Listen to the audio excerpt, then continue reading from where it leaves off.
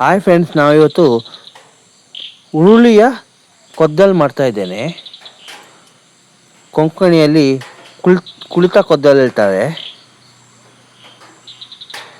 ಅದಕ್ಕೆ ಬೇಕಾದದ್ದು ಹುರುಳಿಯನ್ನು ನೆನೆಸಿರಬೇಕು. ನಿನ್ನೆ ರಾತ್ರಿ ನೆನೆಯಲಿಕ್ಕಿಟ್ಟಿದ್ದೆ.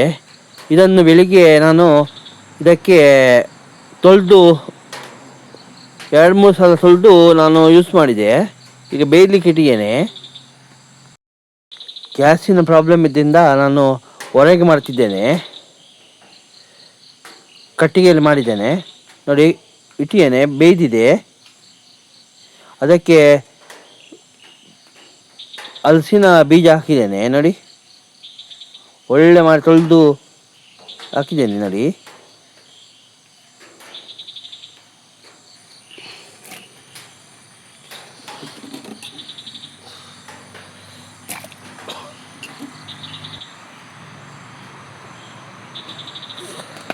ಮೆಣಸನ್ನು ಹುರಿದಿದ್ದೇನೆ, ಘಾಟಿ ಮೆಣಸಿದು. ತೆಂಗಿನಕಾಯಿ ಅರ್ಧ ತಗೊಂಡಿದ್ದೇನೆ. ಇದನ್ನು ನೋಡಿ, ಒಳ್ಳೆ ಮಾಡಿ ಕಡಿಬೇಕು. ಉಳಿಸಿ ಹಾಕಿದ್ದೇನೆ.